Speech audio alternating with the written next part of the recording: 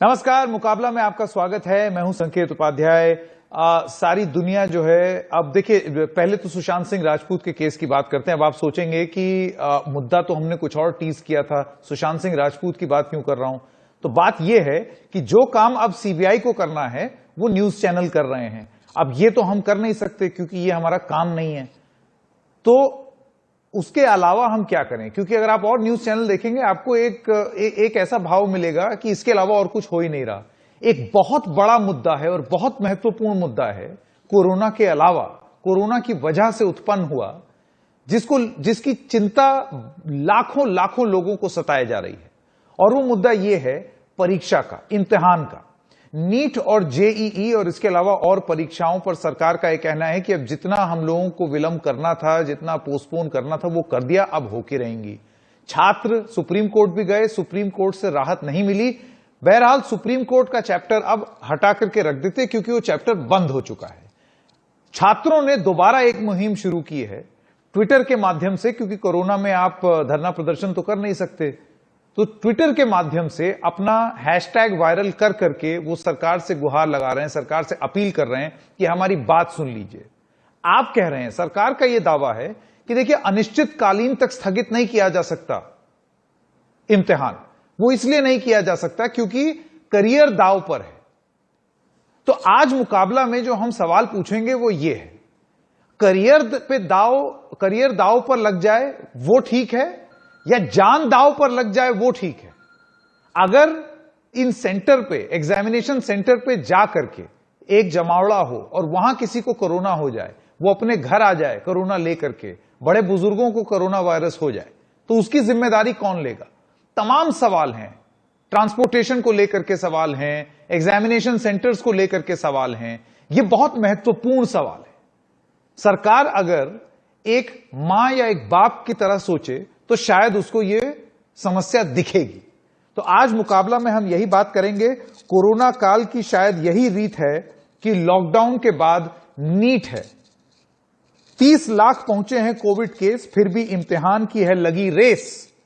मुकाबला में आज हर पक्ष से हम पूछेंगे सवाल, कोरोना में एग्जाम पर क्यों मचा है ये बवाल। तो आइए शुरू करते हैं आज का मुकाबला कार्यक्रम। हमारे साथ कुछ खास मेहमान जुड़ गए हैं। उषा साहनी है, आप एक चिंतित पेरेंट हैं, आप एक चिंतित मां हैं, लेकिन आपकी प्रतिक्रिया यह है कि अब और चिंता ना बढ़ाई जाए, एग्जाम कर दिया जाए। जैसे कि मैंने कहा, सारे पक्ष यहां पर हम दिखाएंगे।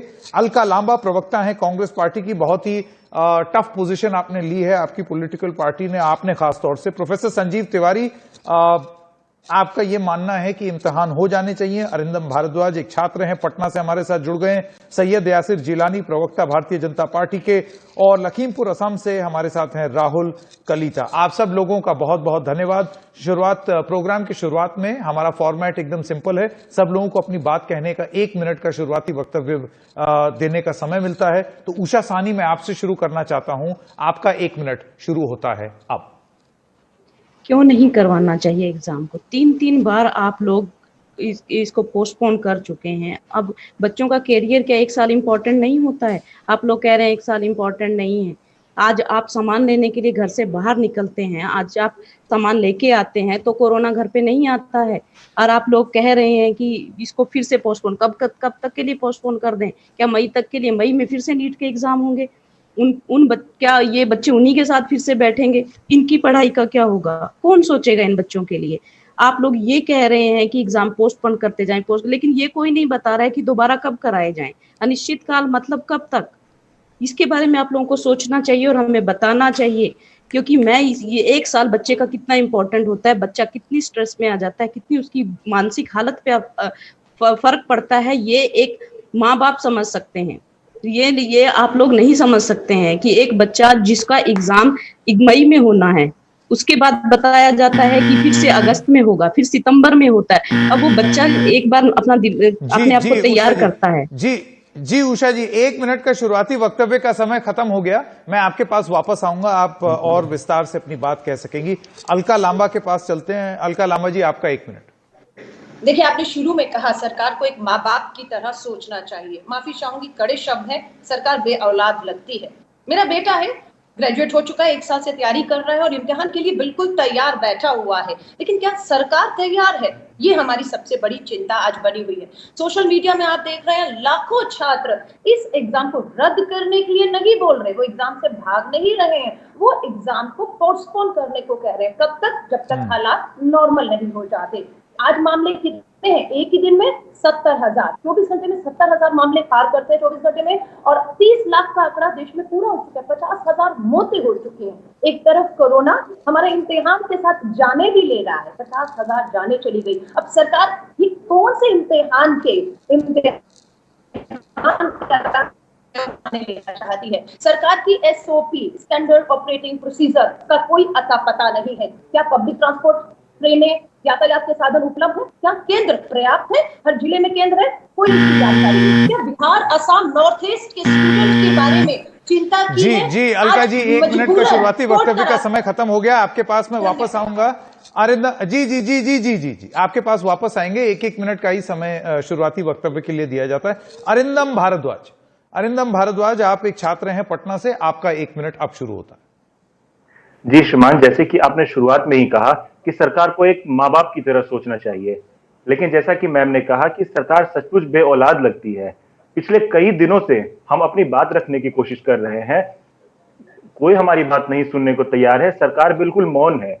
ये सभी कारण सभी को पता है कि सोशल मीडिया पे क्या चल रहा है, छात्र क्या चाहते हैं, ये बात सभी को पता है।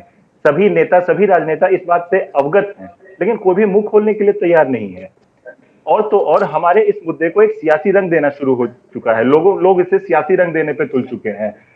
लोग डिमांड कर रहे हैं कि निशांत जी से मांग रख रहे हैं कि आप इस्तीफा दें, जबकि ये हम छात्रों का ये मुद्दा नहीं है। हम छात्र ये सब नहीं चाहते हैं। आज सोशल मीडिया पे भी हमारे मुद्दे को भटकाने की भरपूर कोशिश की गई कि निशांत जी इस्तीफा दें। क्यों दें इस्तीफा? हम उनसे कुछ भी नहीं चाहते, हम बीजेपी के अगेंस्ट नहीं है। हम बीजेपी से बस ये चाहते हैं कि वो हमारी बातों को सुने। हम बस चाहते हैं कि वो हमारी बातों को सुने, हम और कुछ नहीं चाहते। और जो लोग कहते हैं कि तैयारी नहीं है छात्रों की, मैं उन्हें अपना मार्क्स दिखाने के लिए तैयार हूं। जी, मैं स्क्रीनशॉट दिखाने के लिए तैयार हूं कि मेरी कितनी तैयारी। जी भारद्वाज जी, आपके पास वापस आऊंगा। प्रोफेसर संजीव तिवारी और सैयद यासिर जिलानी भी हमारे साथ हैं, तो प्रोफेसर तिवारी आप अपनी बात कह दें। देखिए संकेत जी, स्पष्ट है कि एक ऐसा खेमा है जो इस परीक्षा को पोस्टपोन करना चाहता है, सरकार को कटघरे में खड़ा करना चाहता है, सरकार को बेऔलाद बताना चाहता है। मैं स्पष्ट कह दूं, यह सरकार जो है बहुत ही संवेदनशील है। दूसरा, जहां तक सवाल पैदा ये होता है कि कितने विद्यार्थियों ने अभी तक जेईई की परीक्षा के अपने एडमिट कार्ड डाउनलोड किया है। 8,58,273 विद्यार्थियों ने टोटल रजिस्ट्रेशन किया, जिसमें से 6,49,000 ने अपने एडमिट कार्ड डाउनलोड किए हैं। और यही स्थिति लगभग नीट के एग्जामिनेशन के लिए है। मैं बताना चाहता हूं कि क्या पूरे साल को और विभिन्न प्रकार की परीक्षाओं को, जिसमें दिल्ली विश्वविद्यालय की भी परीक्षा होने वाली है आने वाले दिनों में, लॉ की भी परीक्षा होने वाली है, क्लेट की, क्या इन तमाम परीक्षाओं को समाप्त कर दिया जाएगा और इन छात्रों को वो उतनी ही सीटों में आने वाले वर्षों में उन्हीं छात्रों के साथ बिठाया जाएगा? कितना घोर अन्याय होगा, इनके ऊपर कितना मानसिक दबाव होगा, और ये ट्रॉमा और डिप्रेशन के शिकार हो जाएंगे ये भी बच्चे जो पिछले 2-4 वर्षों से पढ़ाई कर रहे हैं। मुझे लगता है कि एग्जाम होना चाहिए। जी जी जी समय खत्म हो गया है। सैयद यासिर जिलानी, अब मैं आपको 1 मिनट का समय देना चाहता हूं। सैयद यासिर जिलानी, प्रवक्ता भारतीय जनता पार्टी, आप अपनी बात कह दें। देखिए, तो मैं सबसे पहले कह दूं कि जो सरकार है वो अपने जनमानस के लिए सोचती, और नरेंद्र मोदी साहब इसीलिए जाने जाते हैं जो हमारे वजीर आजम। और एक चीज और क्लियर कर दूं कि एग्जाम होने जा रहे हैं, एग्जाम होंगे, उसमें कोई तब्दीली नहीं होने। कौन क्या कह रहा है, कौन जिसकी जैसी सोच वो वैसी बात करता है। बे औलाद की बात कहने वाले लोग मुझे हैरानी करते हैं। जरा अगर पीछे के 10 साल पहले अगर जाके देखें और उनमें एजुकेशन सिस्टम में कितना बड़ा उन्होंने प्रॉब्लम क्रिएट किया है पिछले 10 साल की सरकार में, मैं उसकी चर्चा भी आज नहीं करने जा रहा हूँ। मैं सिर्फ ये कहूंगा कि क्या आप अपने बच्चों के भविष्य को आगे नहीं बढ़ने देखना चाहते हैं? आज हम ऑलमोस्ट सितंबर में जा रहे हैं। आज 22 अगस्त हो गई, 8 दिन सितंबर को रह गया है। क्या आप समझते हैं कि जो अगर हमारी एजुकेशन सिस्टम में जो सेमेस्टर वाइज एक एजुकेशन का दायरा है, उसमें भी हम अपने क्या साल को जो पिछले 6-7 महीने से जो बच्चे ये इंतजार कर रहे हैं और तैयारी कर रहे हैं, उनको सिर्फ हम कुछ लोगों के विरोध में एग्जाम को पोस्टपोन करके पूरी तरीके से उनको तोड़ दें, जी उनको ठीक मानसिक है। रूप से एक समय तरीके से समय खत्म नीचे हो रख गया। दें। सैयद यासिर जिलानी साहब, समय खत्म हो गया। आप सभी लोगों से आपने अपना शुरुआती वक्तव्य रख दिया है। आप सभी लोगों के साथ मुकाबला शुरू करेंगे एक छोटे से ब्रेक के बाद। जाइएगा नहीं।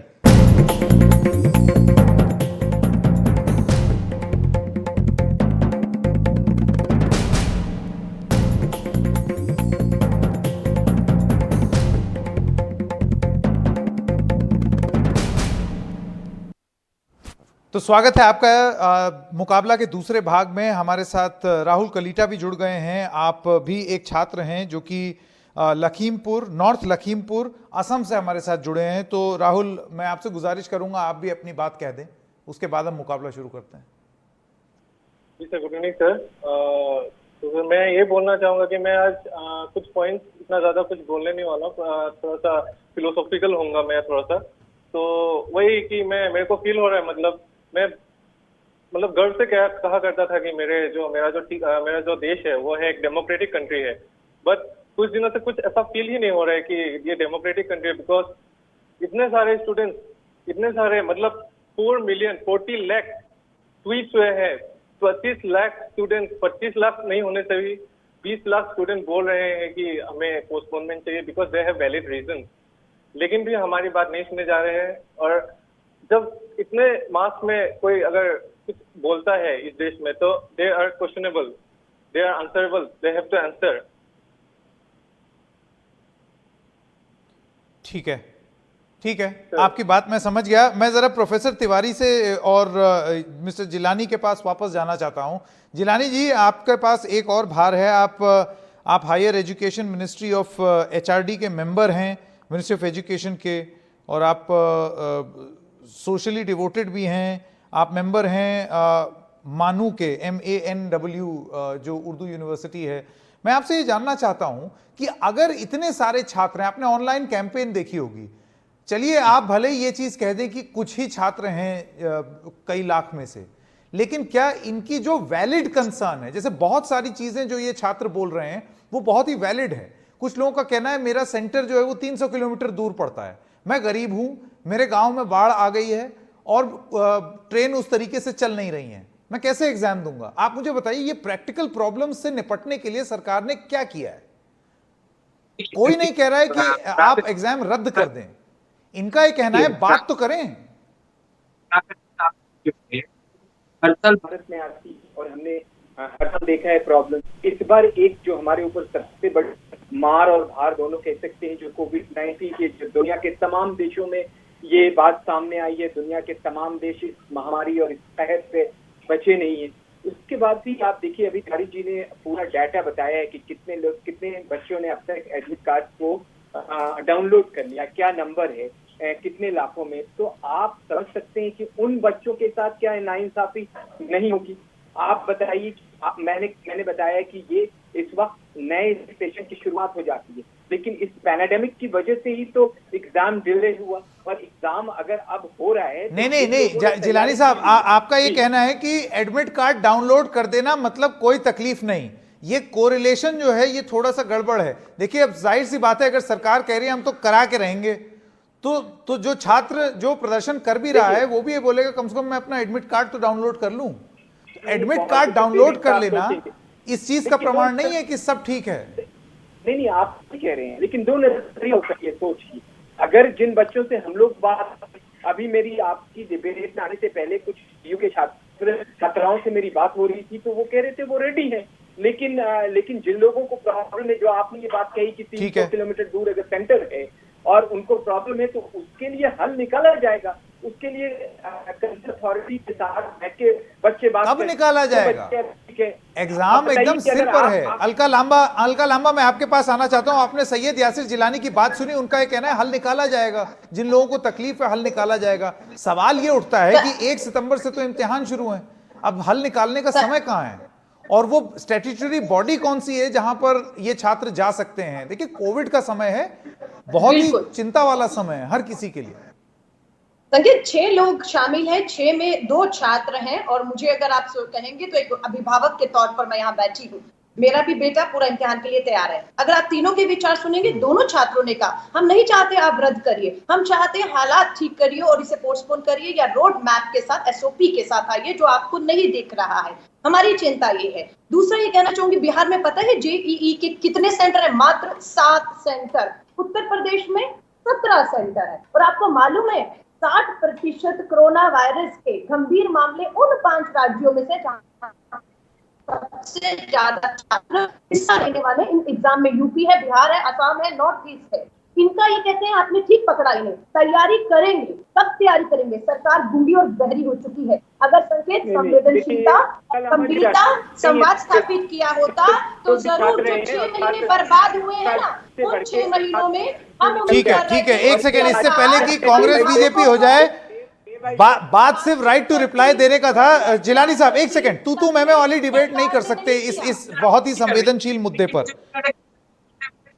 सबका मत जानना जरूरी है। मैं एक बार अरिंदम भारद्वाज के पास वापस जाना चाहता हूं। अरिंदम भारद्वाज के पास वापस जाना चाहता हूं। अरिंदम भारद्वाज, मेरे ख्याल से जितने भी छात्र हैं, एक तो जो एडमिट कार्ड डाउनलोड करने वाली बात बोली जिलानी साहब ने, उसके बारे में आप जवाब दे दें। और दूसरी बात, एक सेकेंड, मैंने नहीं काटा। एक सेकेंड, तू मैं वाली डिबेट, इस मुद्दे पर तू मैं वाली डिबेट नहीं हो सकती। छात्रों का भविष्य जो है वो निर्भर है। अरिंदम भारद्वाज, मैं आपके पास आना चाहता हूं। एक तो एडमिट कार्ड डाउनलोड कर लिया, मतलब कोई दिक्कत नहीं, इस पर आप क्या कहेंगे? और दूसरी चीज, मुझे आप ये बताइए कि अगर जो कठिनाइयां हैं, और हैं बहुत सारी हैं, बहुतेरी हैं, उन कठिनाइयों से निपटने के लिए कोई ग्रीवांस सेल, कोई 24 आवर हेल्पलाइन, इस तरीके की कोई चीज आपको मुहैया कराई गई है? ये तो होता ही होगा। जी नहीं श्रीमान, ऐसी कोई भी सुविधा हमें मुहैया नहीं कराई गई है। और जहां तक लोग कह रहे हैं, जिलानी साहब कह रहे हैं कि एडमिट कार्ड डाउनलोड हो जाने का मतलब ये कब से होने लगा कि छात्र तैयार हैं? क्या वो ये कहना चाह रहे हैं कि हम छात्र जो विरोध कर रहे हैं, क्या हमें परीक्षा नहीं देनी है? क्या हम सड़कों पर झंडा लेने के बस निकलने के लिए तैयार हैं? क्या हमें अपना करियर प्यारा नहीं है? क्या हम कुछ नहीं करना चाहते जीवन में? और सर, मैं आपसे हाथ जोड़कर यह विनती करूंगा कि खेलने के लिए बहुत चीज है इस दुनिया में, आप खिलौनों से खेलिए। हम छात्रों के जीवन से क्यों खेल रहे हैं? हम छात्रों के मुद्दे को सियासी मुद्दा बनाकर आप इधर उधर भटकाने की क्यों कोशिश कर रहे हैं? और श्रीमान, आपने कहा कि आप पूरी तरीके से सरकार तैयार है। केसीईटी के वक्त आप कहां थे? कॉमडेक के वक्त आप कहां थे? केईएम के परीक्षा जब हो रहे थे तब आप कहां थे? ये बहुत जरूरी बात कर रहे हैं अरिंदम जी, ये अरिंदम बहुत जरूरी बात कर रहे हैं। मैं उषा साहनी, आप एक पेरेंट हैं, उषा साहनी आप एक मां हैं, मैं आपसे ये जानना चाहता हूं। देखिए, इससे पहले भी सरकार ने क्या बोला कि स्टैंडर्ड ऑपरेटिंग प्रोसीजर इस्तेमाल होंगे और उसके तहत परीक्षाएं होंगी। तो जब केरला में इस तरीके से परीक्षाएं हुई तो उसके बाद 5 मामले कोरोना वायरस के निकल आए उन छात्रों में जिन्होंने जाकर के इम्तिहान लिखा था, और यही सेम स्टैंडर्ड ऑपरेटिंग प्रोसीजर इस्तेमाल किए गए थे जिसके बारे में अभी नेशनल टेस्टिंग एजेंसी बोल रही है। हाँ, देखिए, आज हमारे जो बच्चे हैं ये कल के भविष्य के डॉक्टर हैं, ये रिसर्च करेंगे, ये इंजीनियर बनेंगे, देश का भविष्य है। अगर ये आज डर के घर पे बैठ जाएंगे तो कल देश को कैसे संभालेंगे? आज के जो कोरोना वॉरियर्स हैं, कौन है वो? आज के डॉक्टर्स ही हैं। ये ऐसे डर के भाग नहीं सकते हैं सिचुएशन से। देश इनके कंधों पर है, इनको आगे बढ़ के आगे आना चाहिए। देश रुकना नहीं चाहिए। अगर देश रुक जाएगा तो इसका खामियाजा हम सबको ही भुगतना पड़ेगा। क्या चाहते हैं कि सबके सब एग्जाम कैंसिल हो जाएं? इसका नुकसान किसको होगा? हम लोगों को। हम सब इसके लिए जिम्मेदार होंगे।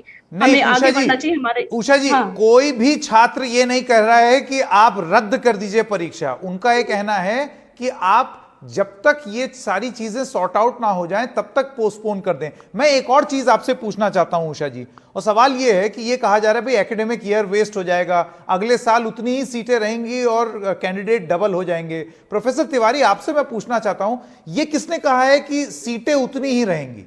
अब यही तो सरकार की out of the box thinking आती है ना। अगर इस साल इम्तिहान नहीं हुआ तो कोई ब्रिज कोर्स, ब्रिज ईयर, तमाम टाइप की चीजें। देखिए, अंतर्राष्ट्रीय स्तर पर भी तो इम्तिहान नहीं हो रहे हैं। अंतर्राष्ट्रीय स्तर पर भी आप देखिए कई देश जो हैं उन्होंने इम्तिहान नहीं किए हैं।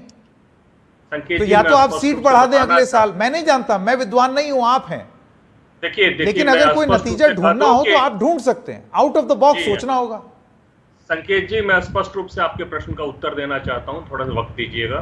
क्योंकि क्या है, अगले साल जो इंफ्रास्ट्रक्चर है, जो क्लासरूम है, जो क्लासरूम में बेंचेस हैं, जो प्रैक्टिकल के इक्विपमेंट्स हैं, वो लिमिटेड हैं, डबल नहीं हो सकता वो, उसके लिए इंफ्रास्ट्रक्चर भी डबल करना पड़ेगा और बहुत बड़ा इन्वेस्टमेंट चाहिए। मैं आपको बता दूं, अगर यह एग्जाम ये क्या बात में हुई होता है, प्रोफेसर तिवारी, सुन लीजिए, आप टाइम डिवाइड कर सकते हैं।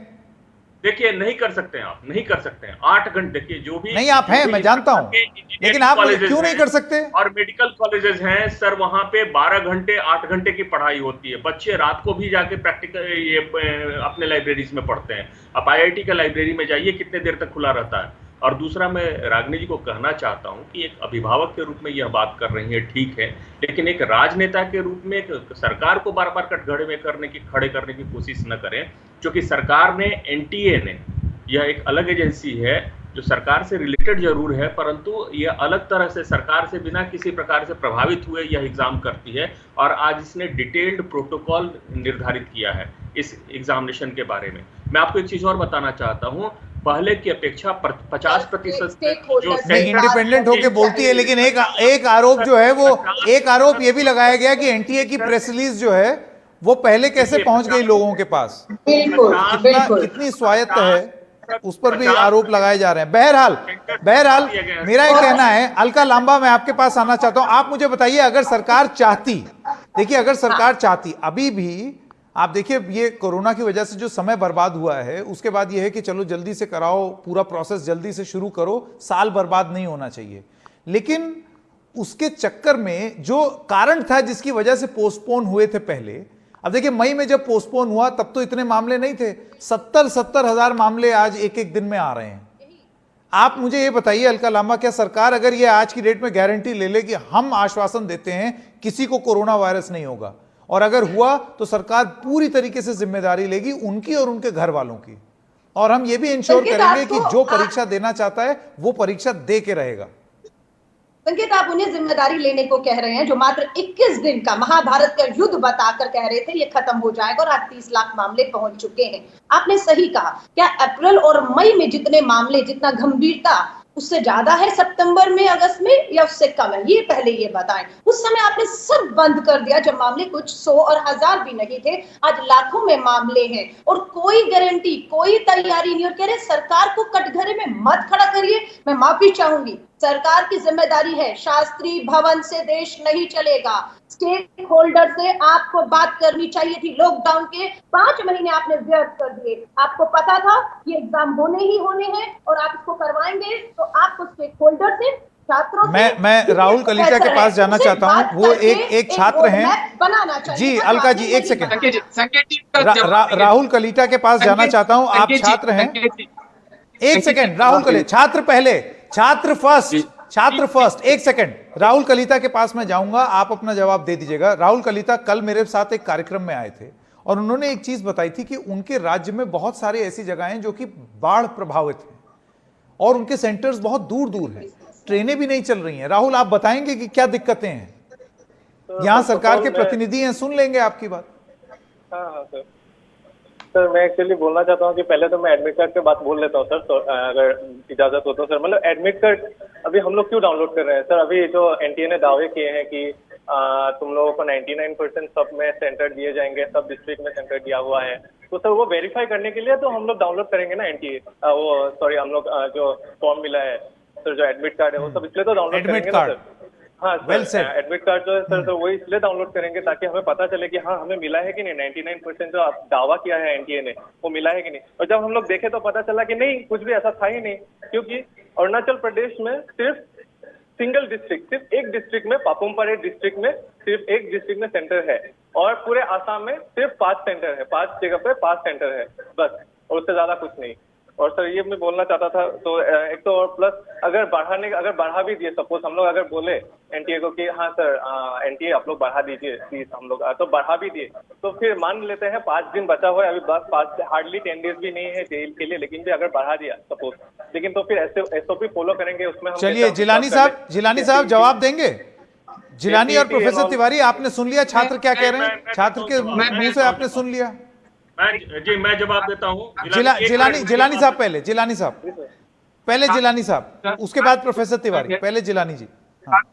हमारे छात्रों का जो कंसर्न है उस पर मैं जवाब दूंगा, लेकिन जो कांग्रेस ने बात कही है कि ये जो देश है ये शास्त्री भवन, संसद और साउथ ब्लॉक से नहीं चलेगा, तो वहीं से देश चलता आया है आज 70 सालों में। मुझे लगता है कि ये भूल गई, छात्रों ने सवाल किया, ज्यादा रही इनकी। अरे जिलानी साहब, आप छात्र के मुद्दे, ये कांग्रेस बीजेपी छोड़िए ना, वहीं से देश चलता है। ये एक ऐसा वक्त है जब कांग्रेस बीजेपी सारी पार्टियों को एक साथ छात्रों की बात करनी चाहिए थी। बहरहाल मैंने कहा देखिए, आप छात्र का जवाब, छात्रों की इस वक्त की जो सोच है वो उसके ऊपर हम चर्चा कर सकते हैं, लेकिन इन्हें भी समझना चाहिए कि इतना बड़ा इंफ्रास्ट्रक्चर, इतनी बड़ी तैयारी कर दी गई है, और पैंडेमिक को लेके आप जो गाइडलाइंस शुरू से उस गाइडलाइन, एक सेकंड राहुल की बात आपने सुनी? अभी कलिता जी ने क्या बोला? उन्होंने, आपने एडमिट कार्ड वाली बात बोली, राहुल कलिता का क्या कहना था? मैं कैसे पता लगाऊं आपका दावा कि आपने मेरे घर के पास एक सेंटर खोला है जब तक मैं एडमिट कार्ड न लूं? और जैसे ही मैंने लिया, उनका कहना पता चल गया वो घर के पास नहीं था। संकेत जी, मैं आप और जितने भी यहाँ पे और पैनलिस्ट, मुझे लगता है वो छात्र जीवन से निकल के आए हैं, उन्होंने भी ये सारी चीजें, ये दुविधा, ये सुविधा सब देखी। उन्होंने बहुत सारी प्रॉब्लम, हमने भी जब मैं इसी नहीं, लेकिन हम लोगों ने कोरोना नहीं झेला। जिलानी जी जब एग्जाम देने जाते थे, आप अपनी स्लेट लेके जब एग्जाम लेने जाते, जिलानी जी आपने कोरोना नहीं झेला, ये कोरोना काल है, इसी वजह से सारी दिक्कत आ रही है। इसीलिए तो हम इस पे चर्चा कर रहे हैं। ये कंसर्न शो क्यों किया जा रहा है, सरकार क्यों इतनी आपके साथ है, नहीं तो एक सीधा। ठीक है प्रोफेसर तिवारी, बहुत जल्दी। संकेत जी, मैं स्पष्ट रूप से बता दूं, सुन लीजिए आप। एक प्रोफेसर तिवारी और उसके बाद उषा जी। प्रोफेसर तिवारी फिर उषा जी। जी संकेत जी, नीट की परीक्षाओं में आवेदन करने वाले विद्यार्थियों की संख्या 15,97,433 है, और उसमें से 99.87% विद्यार्थियों को वही सेंटर दिया गया है जो उनके घर के नजदीक है। मैं नहीं कहूंगा कि ये घर के बगल में ही हो, घर के पिछवाड़े में सेंटर हो, लेकिन घर के नज़दीक रहने का तात्पर्य यह है कि वह रिचेबल है। अच्छा, आप प्रोफेसर तिवारी, मैं एक चीज आपसे कह दूं, आप मुझे बताइए आज की डेट में, प्रोफेसर तिवारी आप जानते हैं, देखिए मेरे ख्याल से प्रोफेसर तिवारी भी इस चीज को समझते हैं कि एक तकलीफ है। प्रोफेसर तिवारी जल्दी हाँ बताइए। मैं स्पष्ट रूप से कह दूं। दूसरी बात संकेत जी, 30 सेकंड का समय दीजिए। मैं स्पष्ट रूप से बताना चाहता हूं यह बार बार कि इस प्रकार की परीक्षाएं इस कोरोना काल में इसी देश में हुई हैं। कर्नाटका इंजीनियरिंग कॉलेज का जो एंट्रेंस टेस्ट है वह 30 जुलाई और 31 जुलाई को 497 सेंटर्स में सफलतापूर्वक हुआ है। यही नहीं हुआ, उत्तर प्रदेश में बीएड की परीक्षाएं हुई हैं। सुनिए जी, और तीसरी बात, एम्स का जो एग्जाम है वो भी हुआ है। एम्स का जो उनका एमएस का एग्जाम होता है, मास्टर्स का एग्जाम हुआ है, उसका भी एंट्रेंस टेस्ट कंडक्ट हुआ है। मैं ये बताना चाहता हूँ कि ये डेमोक्रेटिक कंट्री है और इसमें, चलिए ठीक है उषा सानी, ठीक है, अगर ये जा सकते हैं तो करे जाने चाहिए। उषा सानी, तू मैं नहीं, उषा सानी के पास में जाना चाहता हूँ। बच्चों के कंधे पे मत चढ़िए। एक सेकंड, उषा सानी के पास में जाना चाहता हूँ। उषा सानी जी, इस तरीके की डिबेट नहीं, ऐसा मुकाबला नहीं करना है छात्रों के नाम पर, ऐसा मुकाबला नहीं करना है छात्रों के नाम पर। मैं उषा सानी के पास जाना चाहता हूं, मेरे पास समय बहुत ही लिमिटेड है। उषा सानी, आप मुझे बस इतना बता दें कि जाहिर सी बात है आप भी एक पेरेंट है, आपका कहना है वो एग्जाम होने चाहिए, मैं भी मानता हूं होने चाहिए, लेकिन जो कंसर्न्स हैं, आपको नहीं लगता है कि उन कंसर्न्स को सरकार को एड्रेस करना चाहिए? बस सिर्फ इतनी सी बात। हाँ, कंसर्न्स को बिल्कुल सरकार को एड्रेस करना चाहिए, बिल्कुल एड्रेस करना चाहिए, लेकिन साथ में हम माँ बाप की भी तो कुछ जिम्मेदारी है। हम अपने बच्चों को सिखा सकते हैं कि उन्हें भी ध्यान रखना होगा, बच्चों की भी कुछ जिम्मेदारी है, सबको मिलकर साथ में चलना होगा, तभी ये एग्जाम अच्छे से हो पाएंगे। बच्चों को इन सब से बाहर निकल के अपने एग्जाम की तैयारी में लग जाना चाहिए, और ये पोस्टपोन नहीं होंगे, ये मान के अगर वो अच्छे से तैयारी करेंगे और अपने आप को इसके लिए तैयार कर लेंगे तो उनके लिए बेहतर होगा और हमारे लिए भी बेहतर होगा। ठीक है, एक छोटे से ब्रेक के लिए मैं रुक रहा हूं। ब्रेक के बाद जब आएंगे तो फिर एक बार अपील सुनेंगे जो छात्र हैं उनकी। छात्रों की आवाज जो है वो सुनना बहुत जरूरी है, छात्रों के नाम पर जो आवाजें हैं वो भी जरूरी हैं, लेकिन जब तक आप इन छात्रों को नहीं सुनेंगे, इनकी सबसे बड़ी तकलीफ ही यही है कि हमारी बात नहीं सुनी। तो आज जब हम ब्रेक के बाद आएंगे तो उनको पूरा मौका देंगे अपनी बात कहने के लिए। मुकाबला जारी रहेगा एक ब्रेक के बाद।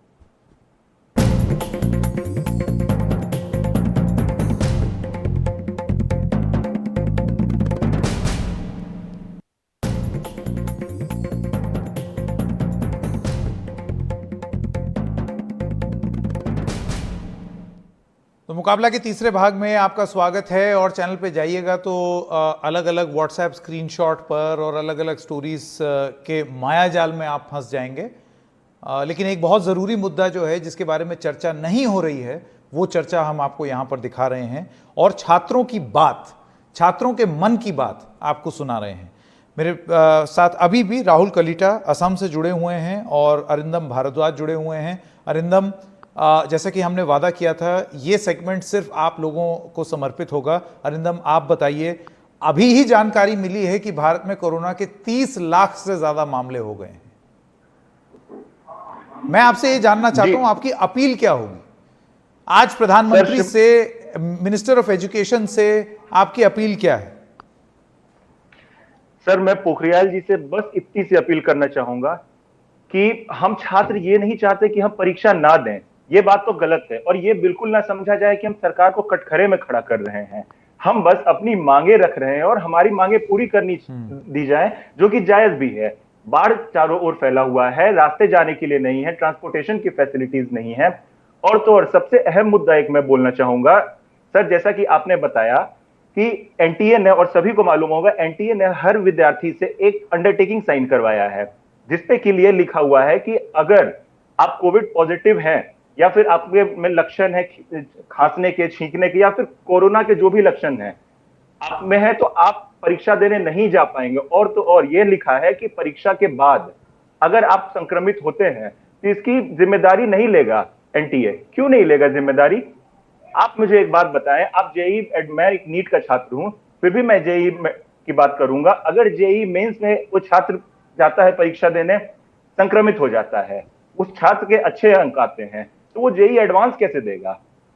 क्या इसके पास कोई जवाब है? कुछ ही दिनों बाद जेई एडवांस। देखिए, मुझे आप ये बताइए, मुझे ये बताइए कि ये जो बात की जा रही है, मैं आपसे जानना चाहता हूं, सॉल्यूशंस के बारे में बात करते हैं। सरकार के जितने लोग हैं जो सरकार का समर्थन कर रहे हैं, राहुल, मैं आपसे जानना चाहता हूं, उनका ये कहना है कि भाई 1 साल बर्बाद हो जाएगा, फिर उसके बाद उतनी ही सीटें रहेंगी और छात्र डबल हो जाएंगे और ये कितनी नाइंसाफी होगी, इक्विपमेंट नहीं है, संसाधन नहीं है। मैं आपसे जानना चाहता हूं कि आप क्या सुझाव दे सकते हैं सरकार की इस तकलीफ का? अव्वल तो सरकार को सुझाव देना चाहिए था। देखिए, सरकार का ये कहना कि हर चीज के लिए सरकार को दोषी ना ठहराया जाए, ये कोरोना है। देखिए, हल के लिए तो हम सरकार के पास ही जाएंगे ना, और किसी के पास थोड़ी जाएंगे। जी सर, हाँ, मैं ये बोलना चाहूंगा कि हाँ, ऑब्वियसली अभी तो राहुल, जो नहीं हो सकता वो नहीं हो सकता, तो क्या कर सकते हैं? ये एक बहुत बड़ा फेलियर है हमारे गवर्नमेंट के लिए। लेकिन भी कोई बात नहीं, we are with our government है, इंडिया है। लेकिन मेन बात ये है कि हाँ सर, कैंसिल करेगा सर, कैंसिल हम भी नहीं चाहते, कैंसिल तो हम भी नहीं चाहते first of all.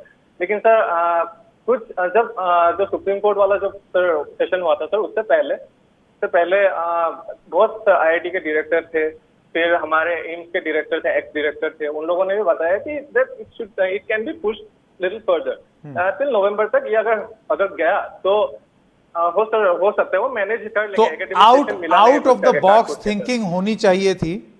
Ji sir, जी, out of the box thinking होनी चाहिए थी। जी, अरिंदम भारद्वाज और राहुल कलीटा, आप दोनों का बहुत बहुत धन्यवाद अपनी बात रखने के लिए। जैसे कि आपने इन छात्रों की बात भी सुनी, छात्रों का ये कहना है कि हमको दुश्मन न समझा जाए, हम कोई यहां सरकार गिराने के लिए नहीं आए हैं कि हम एक क्रांति ला देंगे और सरकार गिरा देंगे। कोई आंदोलन नहीं है, ये सिर्फ अपनी बात कहना चाहते हैं। और अगर ये बात सरकार सुन ले, संवेदनशील होकर के सुन ले, तो काम बन जाएगा। बस इतना ही चाहते हैं वो। नहीं तो अभी 16, 17, 18 साल के हैं, मन में टीस लेकर के इम्तिहान देंगे, लेकिन उसके बाद आगे वोट भी देंगे और फिर अपना वोट डालेंगे।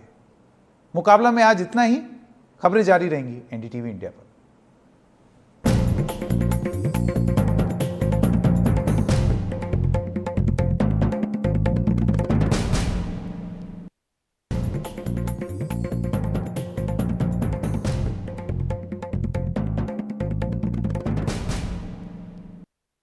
कोई हमारी बात नहीं सुनने को तैयार है, सरकार बिल्कुल मौन है। ये सभी कारण सभी को पता है कि सोशल मीडिया पे क्या चल रहा है, छात्र क्या चाहते हैं, ये बात सभी को पता है। सभी नेता, सभी राजनेता इस बात से अवगत हैं, लेकिन कोई भी मुंह खोलने के लिए तैयार नहीं है। और तो और हमारे इस मुद्दे को एक सियासी रंग देना शुरू हो चुका है। लोग इसे सियासी रंग देने पे तुल चुके हैं। लोग डिमांड कर रहे हैं कि निशांत जी से मांग रख रहे हैं कि आप इस्तीफा दें, जबकि ये हम छात्रों का ये मुद्दा नहीं है। हम छात्र ये सब नहीं चाहते हैं।